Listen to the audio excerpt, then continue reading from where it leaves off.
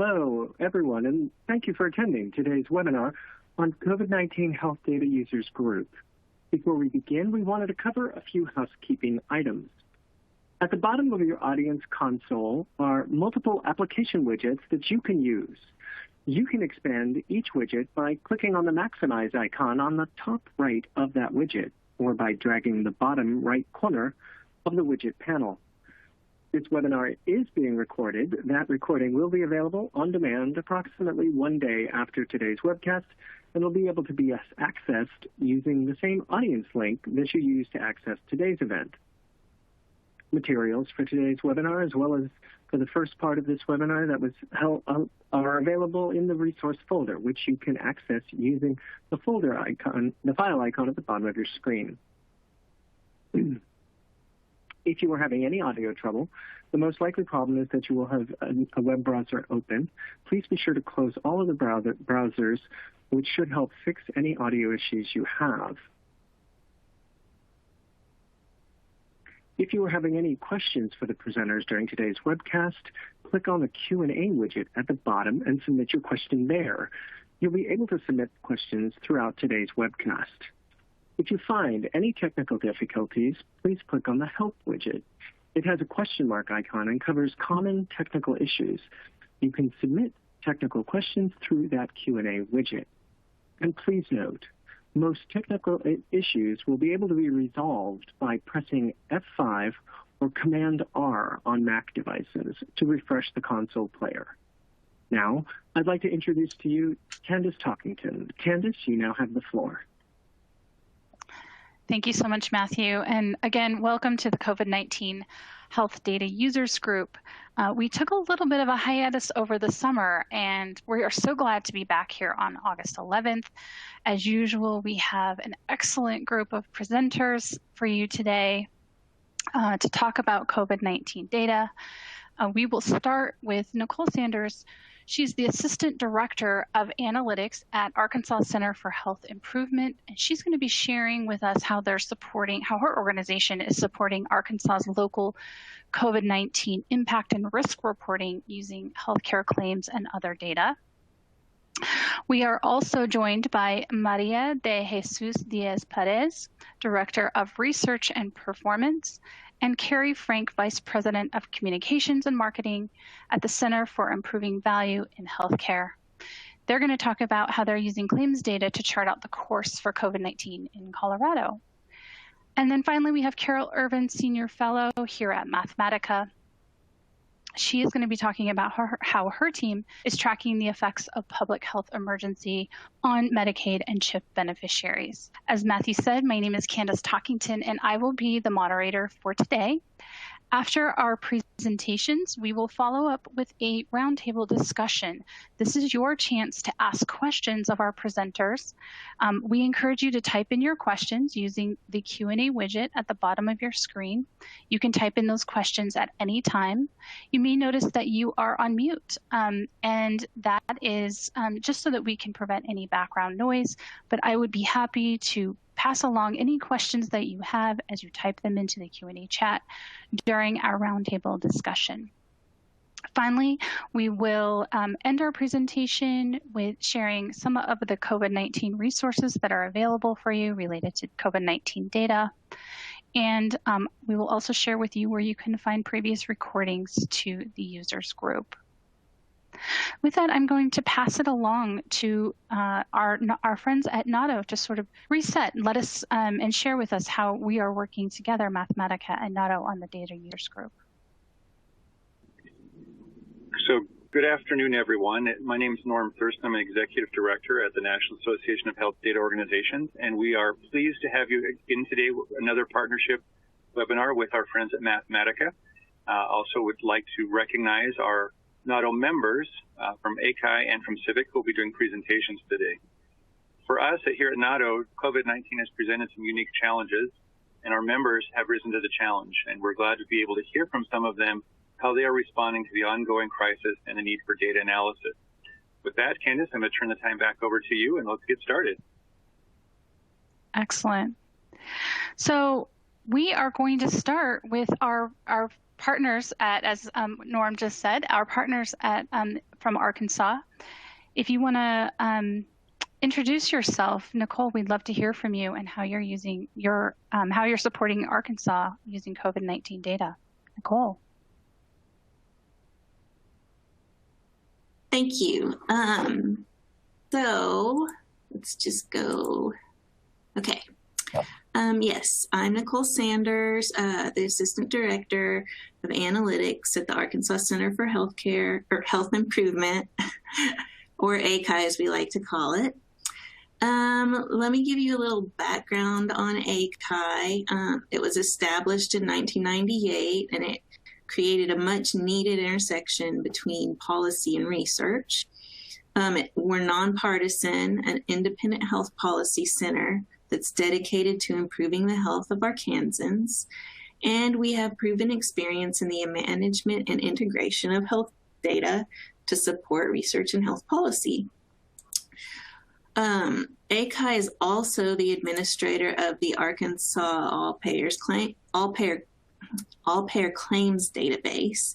The APCD was created as part of the Arkansas Transparency Initiative, Healthcare Transparency Initiative Act 1233 of 2015. It includes commercial plans, Medicaid, and Medicare. Self-funded plans are not included, except it requires the submission of the ERISA, or the Employee Retirement Income Security Act plans. And that happens to include the Arkansas State and Public School Employee plans, which I'll actually be talking about when we've linked COVID information from the health department to these members. Let's see, it also includes other types of data from the Department of Health, such as birth certificates, death certificates, uninsured hospital and emergency room discharge data, also medical marijuana information, and workers' comp claims. We can link the data individually across sources and over time. So briefly today, I'm going to go over how we've been supporting Arkansas's response to COVID. Early in the pandemic last year, the Department of Health requested our help providing analytics surge support. They provided us with a record for each COVID positive patient, which we de-identified and added our APCD hash ID to, which is the hash ID is a hashed value that represents the concatenated last name and date of birth of the member or the record. We also geocoded each record to the best of our ability based on the data that we had, of course. By doing this, we were able to do some of what I'll be presenting. This included a local dashboard reporting at the ZIP school district and community level. We reported new known infection rates, and we also have accompanying trend tables for the previous 5 weeks of data. And by adding our hash ID, we were able to link to the APCD, and we were able to develop relative risk scores for COVID-19 severe outcomes for selected health conditions. And finally, we'll look at a study that used claims only and using the state and public school employee plan. Let's see. So here we have just our zip code level of analysis of new COVID infections per 10,000 of the population per zip code. And these infections occurred in the last 14 days. We publish this on our dashboard with weekly updates, and it's used by a range of stakeholders to assist or to assess more granular local risk. We also report by school district. This is our map of the new infections within the school district geographic boundaries. Like I said, we geoplotted each new infection, assigned a school district of the residents. Also, this is reported in per 10,000 residents. This was used recently. And by the way, we just mapped this week's round of data, and it's terrible. Oh, there's a lot of purple and a lot of red. But this map last week was used. You all may have heard in the news about how we were trying to get the mask mandate, the anti-mask mandate, removed or at least amended so that school districts could allow schools could enforce a mask mandate. Thankfully, there was a court case that allowed for an injunction to be placed. So schools are starting to require masks. Let's see. And here's what our trend tables look like.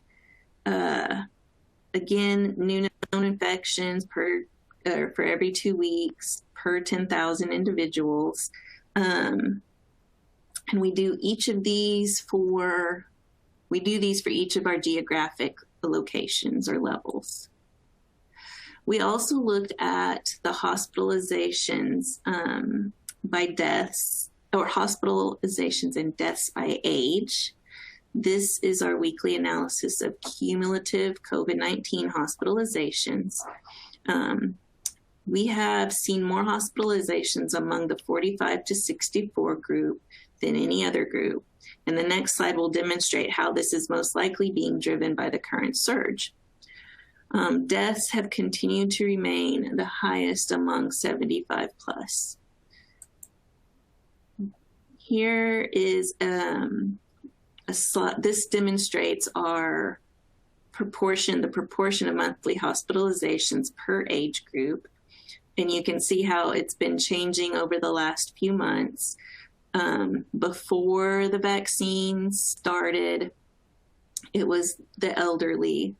But now that most of them have been vaccinated, we are now seeing ages 45 to 64 who are making up not the vast majority, but the majority of hospitalizations right now. In fact, under 64 in general. All right, so here we have, as I mentioned, we were able to link our COVID data with our APCD claims data for several applications. This table shows the relative risk of severe COVID outcomes for a sample of over 80,000 individuals for whom we have health insurance claims history. We identified subgroups with each of the conditions that you see in the first column. So for example, based on known COVID outcomes, individuals who are immunocompromised or who are infected with COVID are twice as likely to die as an infected individual who is not immunocompromised. We will actually be updating this information here shortly and sharing that. So at the request of the Arkansas State and Public School Employees plan leaders, we also linked our COVID data to their member records and claims. The ASE-PSE plan is the largest self-insured plan in the state with about 150,000 members. They also submit their claims to the APCD on a monthly basis. Most submitters submit on a quarterly basis, and then of course we have to wait for the data to be processed and for us to be able to use it. It could be that we're 3 to 6 months out from when the last claim was, the last service date. However, with the ASE-PSE plan, we can be able to use it within about 2 months of the last service date. So let's see. This particular study was looking at the data between March 2020 and April 2021. We looked at the number of individuals to be ever tested, and it was over 110,000 individuals. I have to say estimated because while we receive a very good, very clean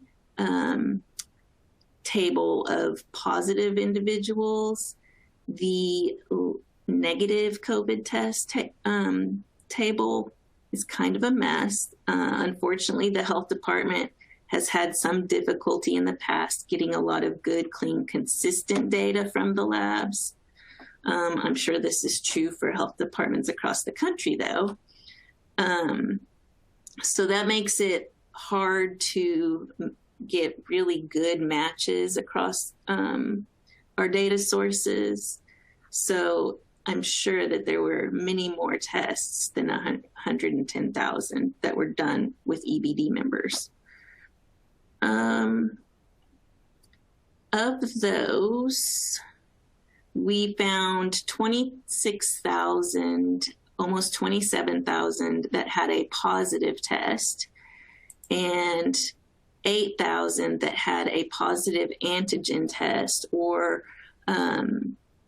they were waiting for their test, but the doctors had already diagnosed them as having COVID. We also looked at using the, we call it REDCap, using the COVID data.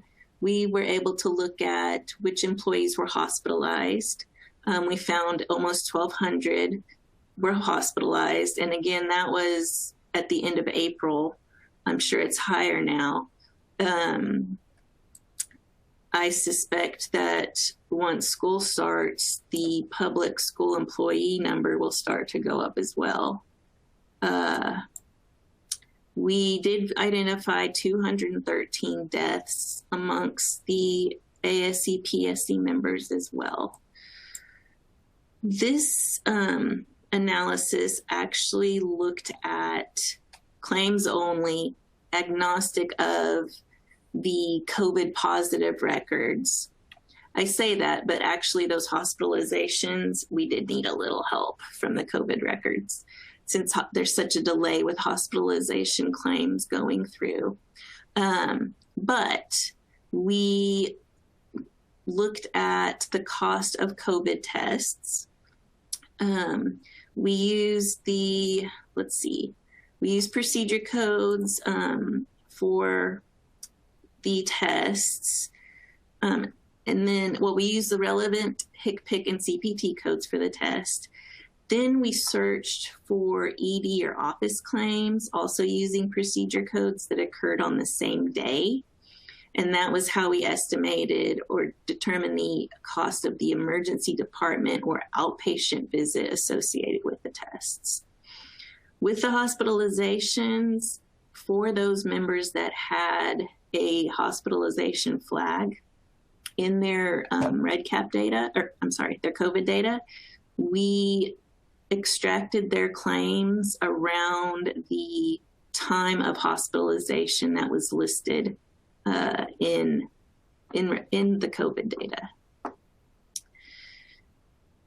And we also looked at telemedicine service utilization.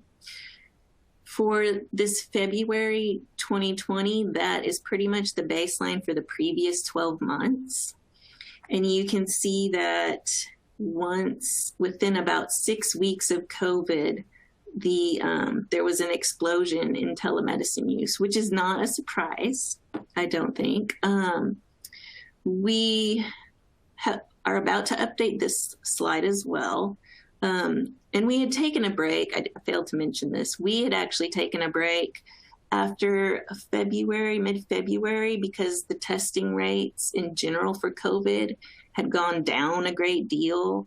So we took a break from our dashboard reporting since we weren't as completely confident that those positive rates really reflected what was going on if there's not a lot of tests going on. And so that's another reason why we hadn't updated this particular chart. We had taken a break from looking at COVID. Let's see. So yes, you can see it plateaued around August and then started to go up in December. In Arkansas, that was also where we were kind of getting our first surge, I believe, which lasted through January. And the 4,820 is simply just because of the claims run out for this particular analysis. Finally, we looked at the, and I've probably taken way more than my time. I'm sorry about that, you guys. We looked at the diagnosis codes for those telemedicine services, and you can see that the vast majority were for mental health conditions, followed by essential primary hypertension. And I do think that I hope that this will continue because Arkansas has a trouble with having enough mental health providers. And if people in rural areas can do telemed, then they'll be able to get help that they need. And I'll just skip the last slide. And thank you for giving me this opportunity to speak to you guys today. Well, thank you so much, Nicole. A lot of really great, exciting things happening on the data front in Arkansas. So thanks for sharing that with us. Again, to our attendees, feel free to type in your questions. I'm sure you have them for our presenters, and we'll be happy to pass those along during our question and answer session towards the end. So with that, we'll move on to our next presenters from Colorado. From the Center for Improving Value in Healthcare, we have Maria and Cari. Maria and Cari, take it away. Thank you so much, Candace. And thank you, Nicole, for your great presentation. We'll be able to kind of piggyback on some of the things that you talked about. We already introduced ourselves, but I will be tag teaming with my colleague, Maria, who is very instrumental in all the public reporting that we do, which is part of my department and cross-departmental work that we do here at CIVHC. Just a little bit of background about us. We are a nonprofit also. We're independent and objective, and then we have a mission to empower individuals, communities, and organizations through supporting services and then providing healthcare information to advance the triple aim that we'll talk about today of better health, better care, and lower cost. We do serve a wide variety of stakeholders, the consumer right there in the middle, but everybody who is on the ground working to advance healthcare, hospitals, clinicians, government agencies, employers, researchers, health plans, nonprofits. We really work across the gamut of folks doing great work to advance healthcare. I won't go into detail of the history of the Colorado All-Payer Claims Database, but that is the data that we will be talking about today. Similar to Arkansas, we collect information from Medicare, Medicaid, and all commercial plans. We have over 40 commercial plans in Colorado. We have the same challenges with ERISA-based employers, like many of our other APCD colleagues. We cannot mandate that data, but it is pretty comprehensive. We have estimate close to 70% of the population in the database, and we have been at this for almost 10 years. Actually, the APCD will have its 10th year anniversary in Colorado next year. So we're very excited about that. And it is a legislatively mandated database that we manage on behalf of the state of Colorado. So we're going to talk to you guys a little bit about what we've done in terms of just claims data. Just a note that we are envious of Arkansas because we don't have that direct linkage with with our public health data like they do, and that's something that we are trying to overcome here in Colorado. There's legislation that needs to go into place to be able to do that direct sharing. So all of the data that we provide is just based on claims data at this point in time. So we have to be cognizant of the retrospective nature of that. So Maria, I'll let you take over. Perfect. Thank you, Cari. And I'm just going to give a little overview of some of the COVID-related data that we have done, related work. You can ask all the questions. I'm going to go relatively quickly or generally. And just as many of you back in March 2020, we were all trying to wondering how we can help individually in our families and communities, and of course in our organizations, to manage and mitigate the emergency we were facing.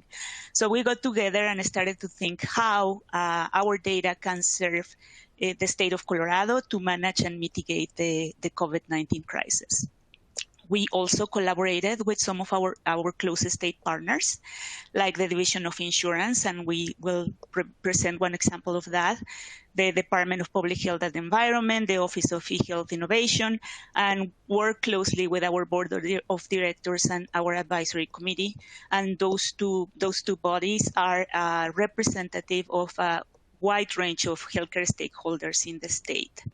So one of the analyses that we're not going to present here is a collaboration with the Department of Public Health and Environment, and we presented in our website some advanced care planning resources for people who are facing these emergencies, because as you know, many of us went that direction as soon as we were faced with this like crisis in front of us. But we started by beginning to think what we can do right now with the data we have. Because as you know, the nature of claims data is historical data. We don't have the data that what is happening right now. So the first analysis that we thought we could do is to identify what were the populations at risk for severe disease. If you remember, the CDC rapidly identified that there were a series of risk factors that Nicole already described for severe COVID. So we looked at our data set and used the information that we had to identify the counties with high concentration of population at high risk for severe disease and high risk based on age, people who were living in nursing facilities and long-term care facilities, and those who have the chronic conditions that Nicole reviewed early. At the beginning, we just presented this analysis as a resource for people to use it in their counties and manage their resources and plan for hospitalization as needed. But it was actually later in the year that the data had the most use, because it was used by the Governor's Committee, the Epidemic Response Committee, to plan for allocation for vaccine when vaccine was limited, and they were trying to make the best decisions about what counties and what number of vaccines they were going to need to make sure that the people most at risk were vaccinated. So we started with that analysis. And I'm not going to go through it. I'm just going to invite you to go to our website, which is civic.org. And the first item in the menu is COVID-19 analysis. And one of those analyses is population at risk for serious illness. And this is an interactive Tableau report that shows just the percentage of unique population who have any of the risk factors identified by the CDC. And as you can see, you know that Colorado is known to be a relatively healthy state compared to others in the nation.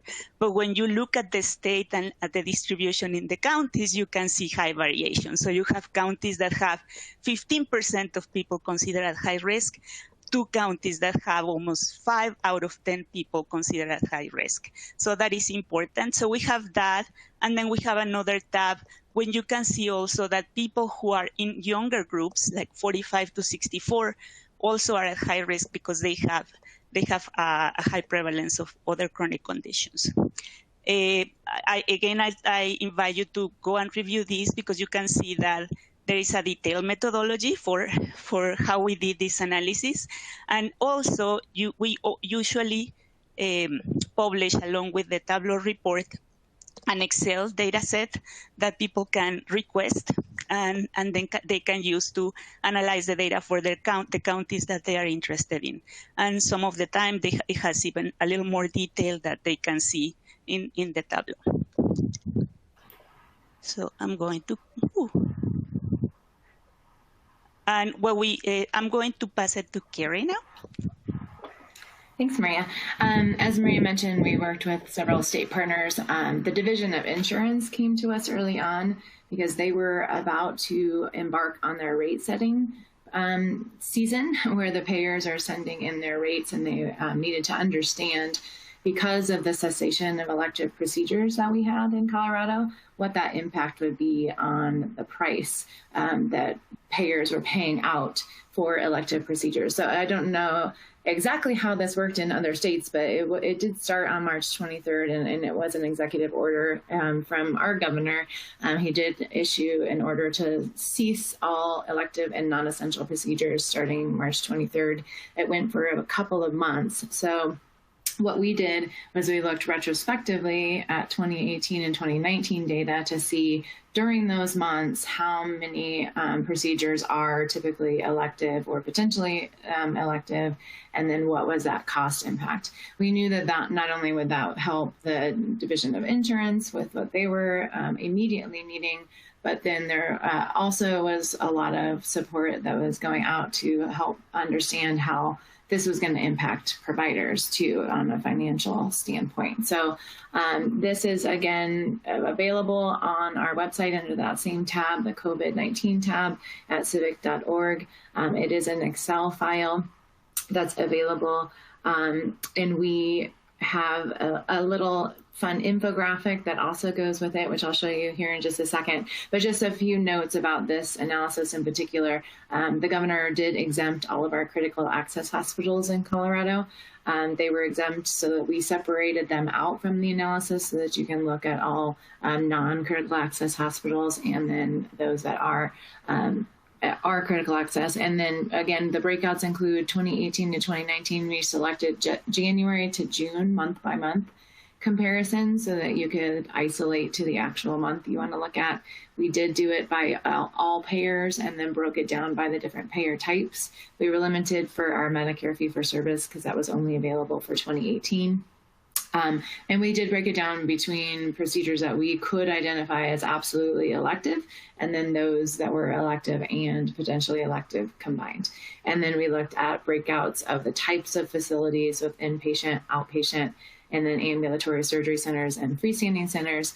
I looked at total claim volume, total plan paid and member paid amount, and the plan only amount. So the results that we found, and this is looking at cessation of elective procedures only, not including the potentially, and just from January to July of 2018 because of that Medicare fee-for-service issue that I was just talking about.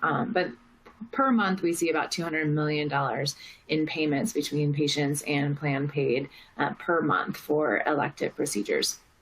It represents about 73% of all claims when you're looking at utilization and volume of claims. And as in terms of percent of payments to providers, it's about 63% of all payments. And then when you dig down a little deeper into the type of facilities, not surprisingly, inpatient and hospitalizations was impacted less.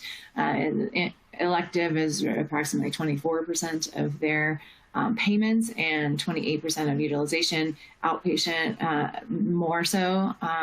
Again, not surprisingly, 78% of all outpatient costs is related to elective services, and on the professional payment side too, we have 72% of all payments. So definitely outpatient providers were hit harder, and even more so in the ambulatory surgery and diagnostic procedure center area, with 90% of all services going towards cost, the elective services representing their payments, and utilization is approximately 94% for those types of facilities. So all in all, elective procedures is a potential revenue loss for facilities and providers if you calculate those 2 months together at $406 million. So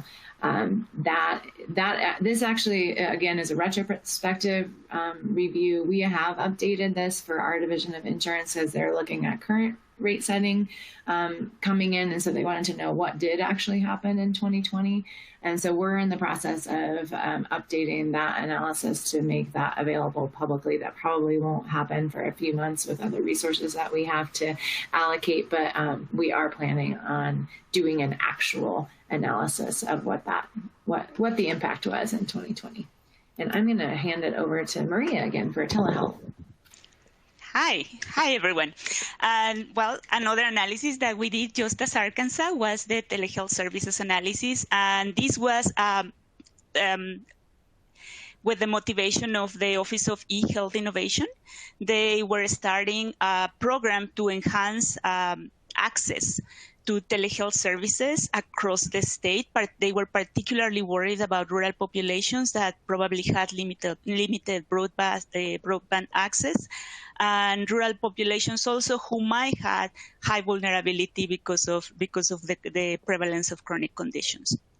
So we started just to design an analysis that was just what is the utilization before, during, and after COVID. They are, of course, interested on keep track of this and how this rapid adoption of telehealth can be sustained, or to what extent it can be sustained. And we are continuing to update this analysis. And so I'm going to just show you a little bit of the results that are not surprising, as Nicole mentioned. So this is a comparison of the same period of time, March to July 2019 and March to July 2020. And I don't think I need to say much about the change in spending. This is allowed amount spending by different payer types. In commercial, Medicaid, and Medicare Advantage, you can see the size of the bars or the total, 58,000 then, and to 2.3 million now during 2020. And if we look at the reason for using telehealth services, just like in Arkansas, the main reason is mental health conditions, and that was the reason in 2019, and that is the reason in 2020. And just a sneak peek, because we are in the process of updating the results, and it remains the reason to use telehealth or the main reason to use telehealth services. And then we looked at what are the providers that are using telehealth the most. And in 2019 was primary care first, behavioral health second. Now is behavioral health, primary care second. And again, in the new data that we are almost ready to release, it remains the same, behavioral health first, primary care second. And again, I would like to invite you to review the report. It is an interactive report. The first part is the distribution of telehealth utilization and spending in the state by county.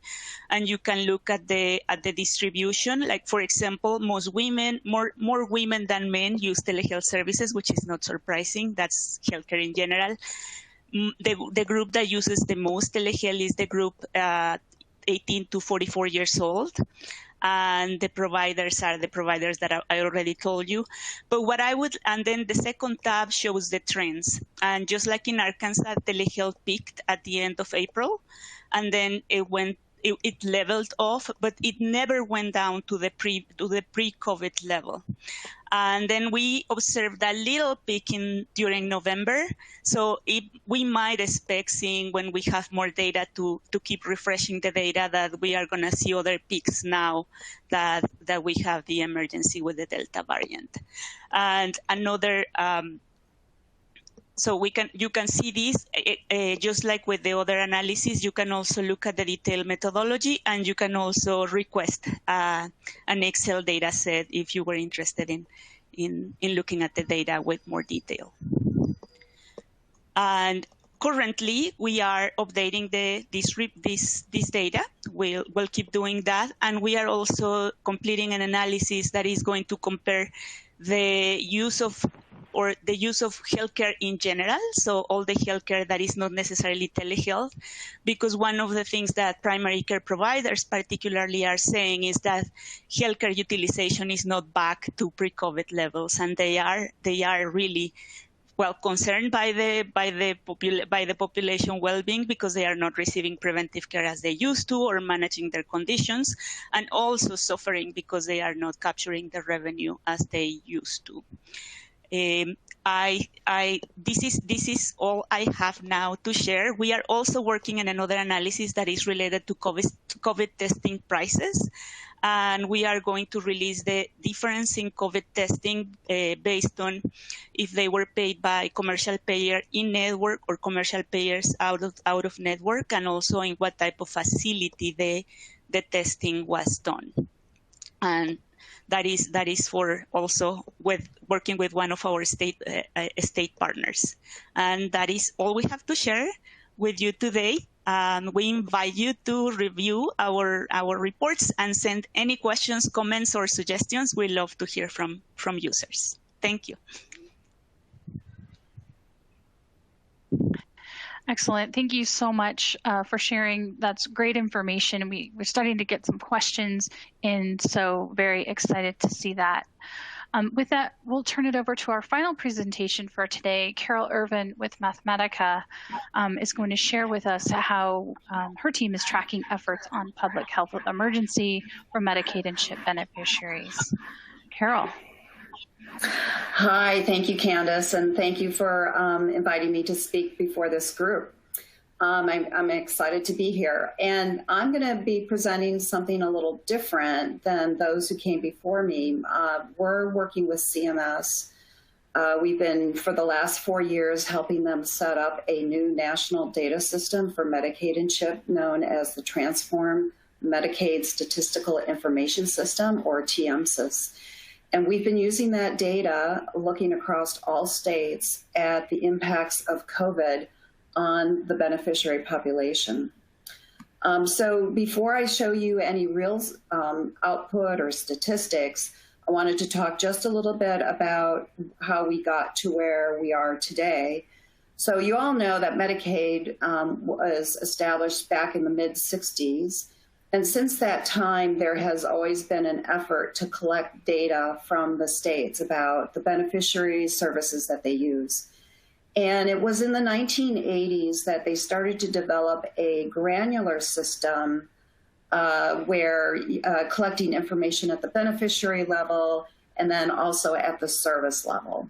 And that was known as MSIS, or the Medicaid Statistical Information System. That data system, which provides for a standardized file layout for data from all states, became mandatory for all states back in 1990. And at that time, Mathematica colleagues of mine were busy doing data quality checks and providing technical assistance states to make sure that the data coming in through MSIS was as good as possible. So after a while, though, people began to feel that MSIS was not satisfactory. It wasn't detailed enough. It wasn't current enough. And so they did an overhaul. Beginning about 2010, they redesigned the file layout.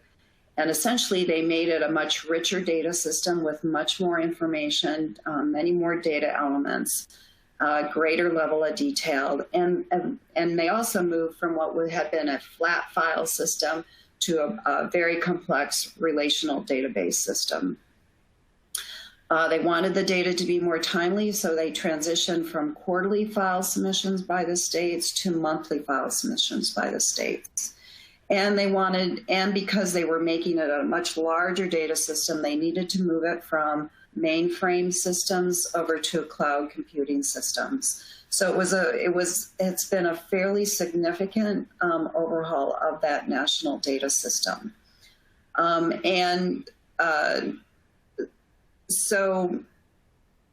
So here it's sort of like CMS has now redesigned this system. We actually, Mathematica is involved with 3 layers of data quality checks. The data get checked as it comes in from the states into CMS, and it's that checks, or those series of checks that we do, that we base our technical assistance to states on those particular checks.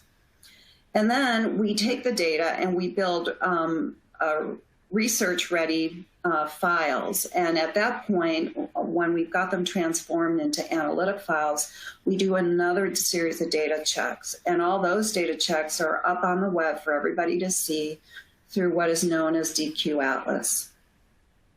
And then the third layer of checks is that whenever we use the data for analytic purposes, we always do very specialized checks at that point to make sure that for the application or for the policy analysis we want to do, the data are of sufficient usability for that.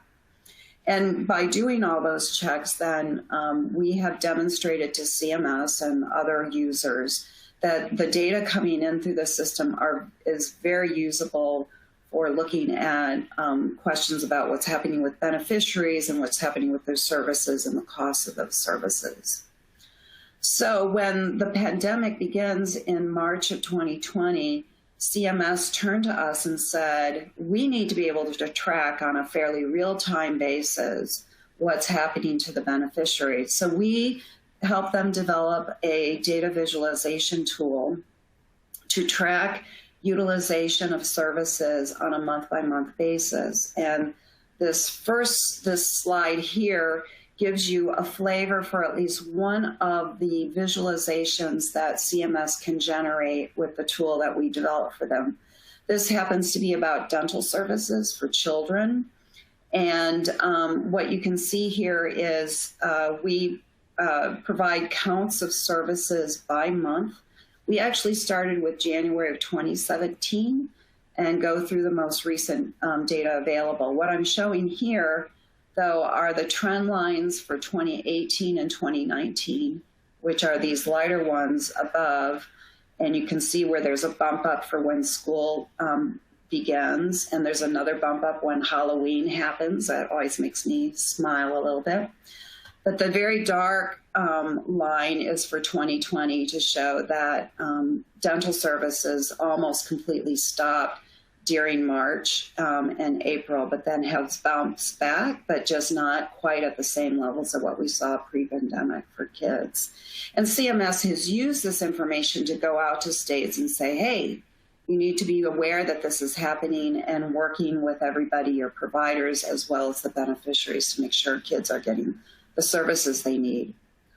Other visualizations that CMS can create are state maps. We are not down at the county level like the other presenters have, but we could get there if CMS wanted that. And we also have a line graph. This is showing telehealth. So we also see at the national level this great big surge, and it starts in March, but in April, just huge uptick in telehealth services, then a slow decline, but it never goes back to pre-pandemic levels. CMS can also create bar charts like this. Now, I talked a little bit about, we do a lot of data quality checks to make sure that CMS and end users of these data are confident in the quality. But I know that people also get nervous about using data really quickly after events because of claims run out, which is something that Nicole mentioned.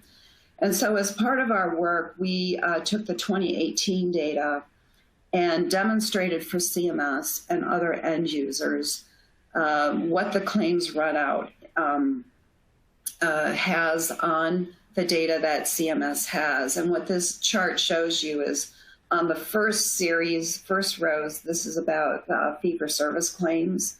And so if you look at the very first row, which is for inpatient fee-for-service claims, about 6 months after the data service, we have more than 90% of the claims in-house at CMS by that time. It also shows that prescription drug claims become really complete within about 2 months after the date of service. The bottom panel of rows is about managed care and counterclaims. These come in a little bit more slowly.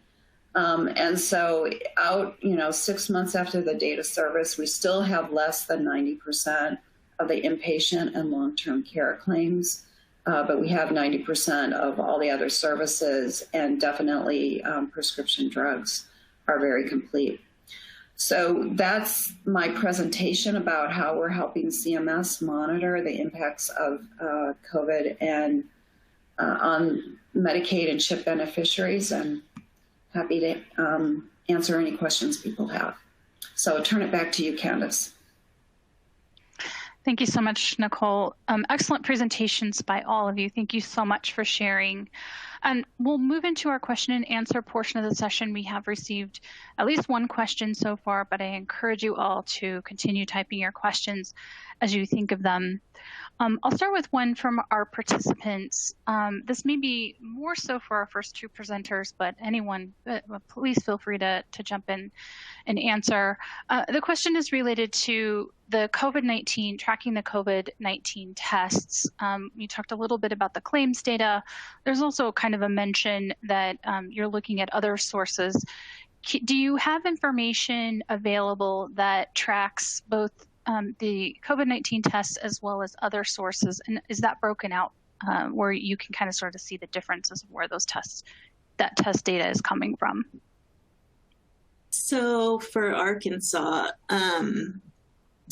we haven't actually checked to see how many test claims for the tests we have. We now actually have up through September's data, so we've been meaning to update it, the counts. So yes, we can do that. And then we have to rely on whether or not there were positive or negatives in what ADH provides us. We don't have line of sight on how many tests are being done at like test centers and stuff.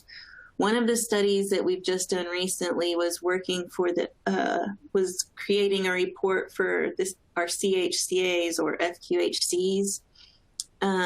They were wondering how many tests they have done, but they didn't submit claims, so we couldn't tell them. I mean, they were hoping to see them in the claims. Surely they collect them in another format. But yeah, we don't know. We can't break them out like that. Yeah, got it. Related, oh, go ahead. All right, Oh, Maria, I was just go gonna ahead. say in Colorado we can just see what type of places were paid by the COVID tests, and that's what we will be releasing soon. We do not have attached to the test, of course, if the test was positive or negative, we couldn't do that. So we will have to do some other analysis to follow the patient and see if they have a diagnosis in the future, but not as part of the result of the test itself. Great. Related to that, both of you sort of talked about combining data with the all claims payer database. And you sort of hinted at this, I think both of you, about some of the challenges, but can you expand upon some of the challenges in combining that data and how you were able to sort of match up what you're seeing with the different data sources and all payer claims databases? Yeah. Maybe so for us, oh, sorry. No, go ahead, Nichole. Okay. So for us, our hash ID that I was talking about is pretty good. When you have really strong data collection processes, obviously, it's very dependent on the data quality. I would say out of the number of people positives, we also have about 75% of the covered lives in our APCD. So that helped. And one thing that I didn't mention because of time, we have another data set called the HDI, which of course now I'm failing to remember what that stands for. But basically it's all the all of the states' data. And we have a really strong identifier on that is de-identified, but it makes use of a lot of other PII. And we were able to add that to our COVID data as well. And that's another reason why we were able to link more easily with the ASE, PSE plans, because they have that identifier on there too. When we go from hash ID to hash ID in the APCD, I'm betting we're only going to get about 30%, honestly, just because of coverage discrepancies and then any linkage issues with like name changes or something. If we're lucky, we'll get 50% of the matches that are out there. But yeah, that would be my guess. Great. Anyone else want to sort of weigh in on that question? Well, in our case, I think Cari mentioned that during the presentation that we are working, because we have to work as a state to be able to do that systematically. We have done it case by case basis, so it is a whole process just to link to the vital records. We are working as a state on the creation of a master patient index that will allow us the possibility to link data with our health information exchange and things like to do much more exciting things. But so far, we have to do it case by case. Right. And in Colorado, you have 2 health information exchanges, which is extra fun. That's correct. Exactly. Okay. So switch gears just a little bit and talk about health equity. And I know this is something that we're all thinking about. How do we reach those that, potentially underrepresented, those are in the greatest need. And both of you, I think really kind of the first 2 presenters in particular kind of shared a little bit about reaching those in need, but wondered if you want to expand upon how you're using data to support your partners in health equity. I can start if that's okay. Well, as you know, claims data has some limitations, and to this date, our race and ethnicity data is still not quite robust. We are working very strongly with payers to improve that, adding language preference and other data points. But besides that, one thing that we just completed is the geocoding, just like Arkansas also, for our data in the APCD, the member data and the provider data both. And we have started to create some composite scores at the census tract level. There is plenty of evidence that the census tract level is good to inform at the population health level. So we will be doing that and adding that to some of the analysis that we just presented. For example, one of the interests in the advisory committee is to know if the people who are having access to these elective surgeries who are having access to these elective surgeries post-COVID emergency.